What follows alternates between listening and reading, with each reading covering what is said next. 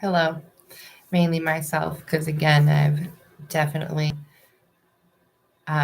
just keep reminding myself that I'm doing this for myself. Did such a disservice to my body and my life, putting others first when my health was not at all able to handle it. As far as relationships these past 2 years with two men I was going to have a baby with.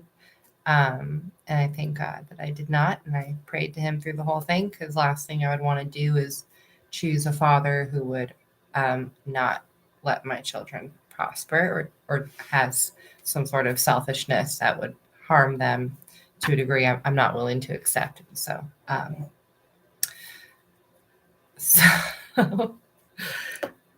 definitely doing this for myself now and healing my body, because I'm a woman, always capable of carrying life until I'm past that point. So that's the reality. I feel good about healing. I've been getting back to like some of the practices I learned growing up, some of the things I taught myself, um, the better connections I had along the way. So this one is I like to do milk and honey when I have a cough or sore throat. And that was one when I would like choke myself with marijuana smoke. And I just mean 24/7 a day, 24/7 um, every day. And I had this Afghan student when I was at Humboldt, this exchange student, tell me, because I like couldn't sit in class because it was too dry. And he was like, you should have like cow's milk and honey. And then one of my favorite songs growing up was a French Arabic song called Milk and Honey. And so when I did belly dancing, it was my favorite song. It's just a really cute pop song. And it does work. Local honey. This is basswood clover from Marquette. It's really good. I did soy milk this time though, for a different milk.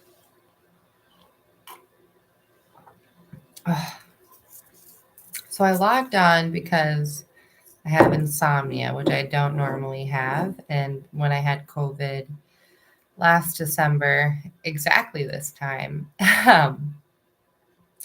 I had insane insomnia. So not at first, but I had it gnarly for 2 weeks, consumption symptoms.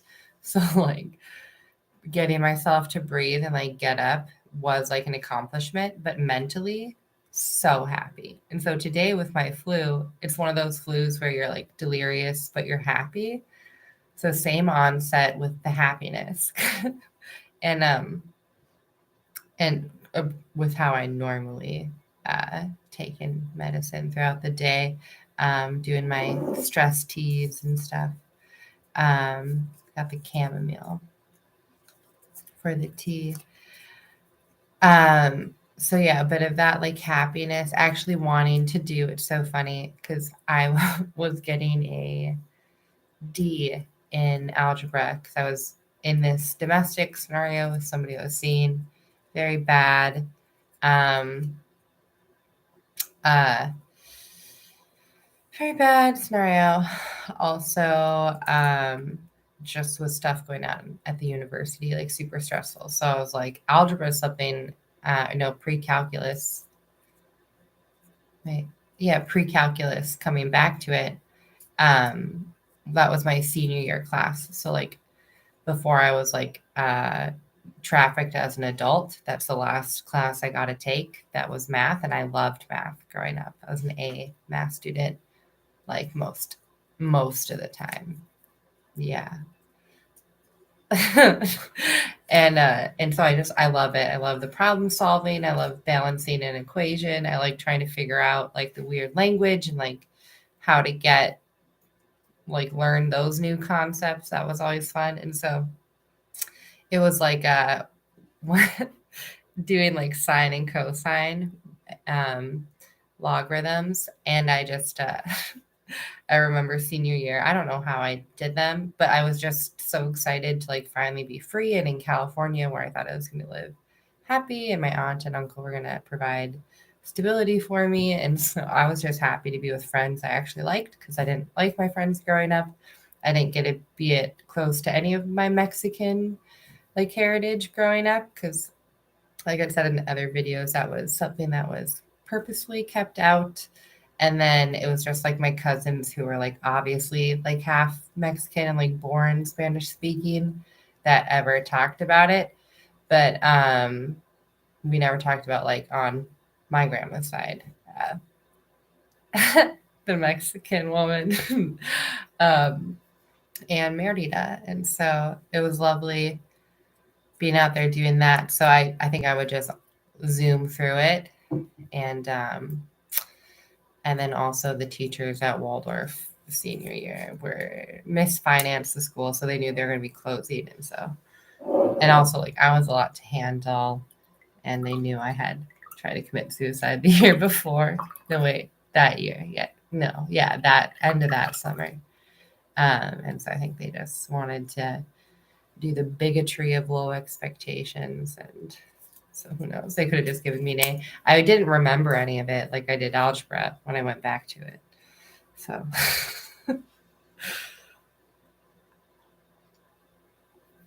I loved it though. And I really look forward to getting back to it. And why I loved it was because I like was catching up all semester and then I get sick the same time last year with the COVID, and I'm like, oh, this is what some people are living through. Just some random gnarly symptoms. Really should have cataloged the diversity of symptoms more while it was happening, because I. So, it came on just like the flu, actually. So, like, just like knew I was sick and couldn't go in, this throat thing. And then it progressed into losing taste. And I won't remember this in order right now because it's not important, the order at the moment.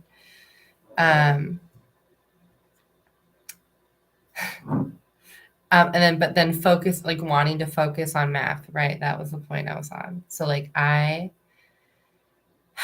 really wanted to do some calculus today. It was so funny. I was like, like exactly where my mindset was last year. I was like, oh my God, I want to do some tangent over cosine and see what happens. I didn't get there yet. Maybe if I'm still sick tomorrow. I also want to wait till I actually be able to enjoy it when I move, because I'm still just, my stress is, left me close to death again in so many ways. Also, mainly though, it's frightening me how used to the survival mode I got to, and I realized, oh gosh, it just permanently PTSD'd for the past 2 years. Just like, oh my God, that was a real mode to be on. Yeah. So I'm going to retire off that mode for a while and move and go just enjoy some fucking calculus like I've been trying to do for over a decade. Oh, I just want to do some radian things, more with ellipses. Basic stuff. I really look forward to getting that part of my brain built back because I think that's something that is probably affecting me more so than I realized cognitively, because math was something that that's actually what I clung to the most growing up. Just adding and doing stuff in my head and ignoring the people around me. That's always a fun joy. So I look forward to having more of that catalog. So while I'm in social scenarios that I'm just crawling in my skin to get out, no, just to sit through. I don't even want it because I want to be able to stand them, but I have such a hard time controlling my face when I'm crawling in my skin because of the, of the social scenario. And so it'll be nice to be able to actually think through like complex equations, because then you look relaxed, because that's a relaxing thing that I enjoy to do. So yeah, we had that wanting to focus, and I got a B on the test, even maybe like a middle B or a high B. I got a B on the test, and I got the C I needed in the class. And because I made a binder, so it was 2 weeks I had to study it, the whole course, right? Because you could like get the answer wrong and then get it right. So I was super behind actually understanding the material. Oh, I made such a beautiful binder. I still have it, and just like enjoyed practicing literally like 14 hours a day. And I missed that, like spending hours on something, like one problem for hours. And so that was such a resurgence for me. I'm actually glad I'm doing this diary log right now, because God, I love that so much. And I have to get back to doing it anyway, to be able to communicate with scientists, to build things that I'm envisioning. And that's the language that will speak for that. And so I look forward to that more than anything, especially because it's been what I've been trying to do for them, literally this whole entire time. Okay, so those symptoms, I really like the Zeducation podcast and local news. So it's like a Minnesota podcast guy who like reviews like people's TikTok clips and like cultural, like does one-liners, and then do like local news. Lost my sense of taste. And then stopped smoking because my lungs just like too much. And then had a major problem with oxygen, except for, it's so funny because I'll like be super low on the oxygen. Or I was super low on the oxygen. And just like try my hardest to bring the garbage out or to walk downstairs. But because I'm like delirious with the flu, I'm still happy. Even though my lungs, I'm just like, I'll have to crawl maybe to the garbage. And then like vomiting from exhaustion was something that came when I got back up to the top of the stairs. I noticed I was vomiting water a lot from exhaustion. Maybe not actually digesting anything that well as well. I don't know. I'm gonna stop trying to diagnose. I hate that because that's what my aunt would like always do to me, just be diagnosing everything. And but a little bit of it is relevant, I guess. Any other symptoms? Oh, and then the worst part really was the insomnia, because having it so bad in the end, just like being very much like needing to breathe slowly. And then the insomnia, like I could not sleep. And it was like I was on like a stimulant, which I've only been on as far as apart from my early childhood. Very rarely, but yeah, no, I would just toss and turn and like curse like a sailor, like because it went on for like 4 or 5 days. I didn't sleep. And then I finally started to sleep. And I like at that time I like called back my family and like my ex just out of desperation to be like, I'm dying. Like I can't care for myself. I can barely move. And then they did end up bringing me stuff, and it was weird but very telling because Scott looked like he was seeing a ghost, like he was gonna die. And I have one other, like he was close to death because he just looked like super aged, probably from all the crimes he committed now being known. And yes, so that's good, along with my mom. And then so it was interesting to be in like super numbed kind of alert state of mind, so I'm not like reacting to like the stress of what they did to me, because I'm in like a survival mode last year when I was sick. And so it was funny, my mom was like, they gave me $200 And my mom would do this shit all the time, like passing go. Again, because my mom didn't grow up speaking English. And she grew up in parts of California where all kinds of languages were spoken, and she would read lips and like body language and like read a room.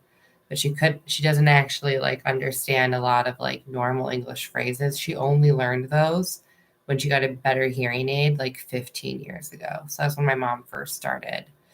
And then when she did teaching, she like taught herself English back or well, English.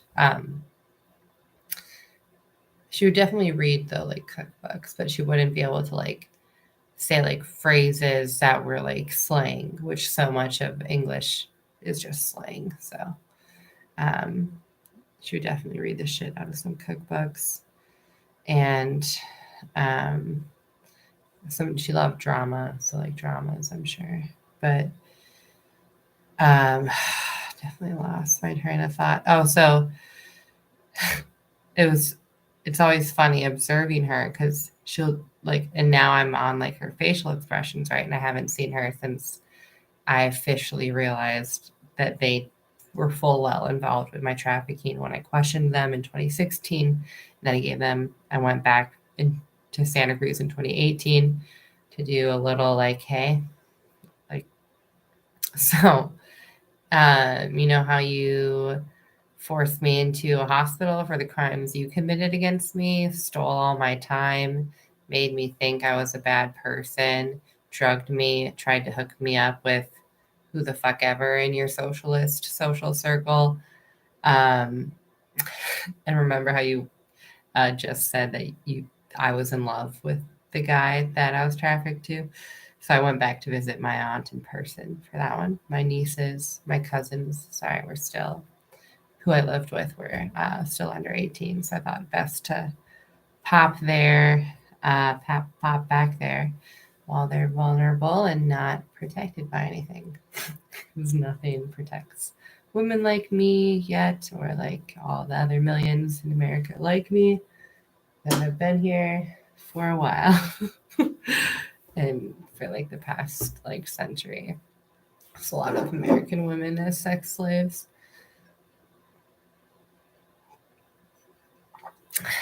So watching her facial expressions, like because Scott was showing me he's working up this shitty fucking BMW. All BMWs were shitty. It was a trick answer to a question.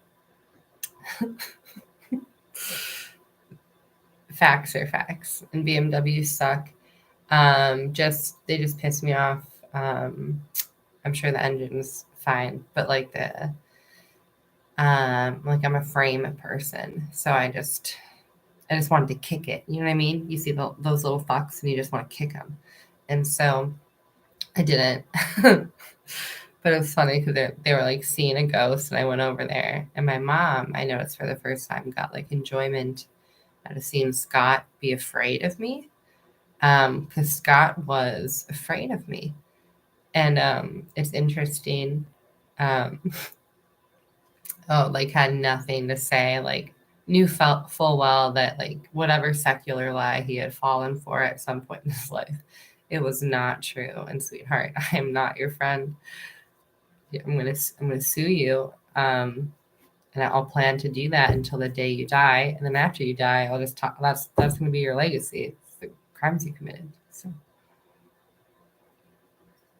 against me and whoever else. So yeah, and then I got better, realized like, what the fuck? Why did I just call my brother and my mom? And so I ended up being able to get some old packages from my brother, which is sweet because I had some clothes I had to flee and like left behind, and some books and some photos. I got some family photos, and I'm glad because I have my little kid evidence, and at least I have all my little kid evidence, which I had set aside almost 7 years ago. In 2016, when I first realized after my yoga training, oh shit, I have to call the police, my family, and so many other people. And so I did, and they didn't like it, and nor did they want to do anything about it, and they still don't because it's 7 years later. and nothing's improved and things have gotten worse. I've seen like child prostitutes on the streets downtown, and I have reported it every time because no, there's like no point in living if everybody's just going to be okay with trafficking children in America. No, and it's not a minority. It's like it's a solid half complicit, and then whatever part of the crime for allowing such a thing or being a part of it that you fall in that half, you go ahead and you put yourself where you are in your complacency, or complacency, whatever it is. And then I get back with my other ex because I realized like, oh God, I'm gonna die if I'm not with people because I'm not safe. I got my brother to admit in a text that he thinks 12-year-olds can consent to sex. And so it was actually sweet because Essentia, I reported it to sent them the text because he worked for them for a number of years in behavioral health. They banned him from working there again. And social services finally, that's when I fled to Kalispell. So I was like, oh, I'm here. There are resources somewhere. Gosh, free domestic, safe domestic America, number one in child rape, surely for the people talking about it, they know where the resources are. So out there, they didn't, and they didn't know that everything else was a garbage lie, or they did know, and that's another shitty reality I'll probably come to meet at some point. So then I went out there, just so angry after the second guy I went back to attacked me twice for watching a fucking podcast of somebody who he apparently used to work with, and then just did like a really lovely, like just a lovely conversational podcast. And then I fled. And then, and then I wasn't sick anymore with COVID. And here we are. I definitely won't be going back to Kalispell anytime soon. I hope I don't get it as bad. I don't think I will. It's actually like a pretty calming little flu right now, and it hasn't progressed. I did a lot of neti pot today, flushed out my nose, and that's like, I went a few days without doing it. I shouldn't have. That's probably what got me. Excuse me.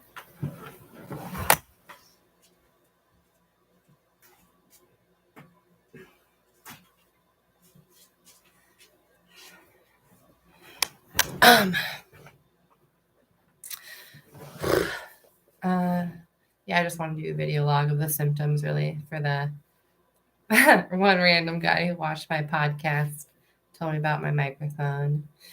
I hope you're not getting too sick. I hope you have some nice, like, rebuilding health routines, guy or gal. I don't know. And I did lemon like a motherfucker today. Just lemon, this local honey. And then I have like this awesome magnesium powder.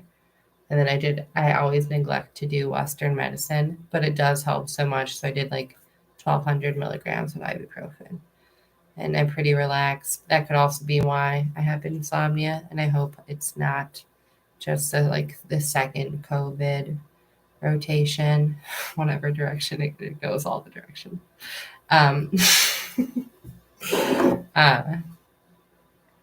Because I wanted to work, and now I can't go to work. I'm doing a UPS delivery helping, and it was really cold, and I didn't dress warm enough. But we'll see tomorrow.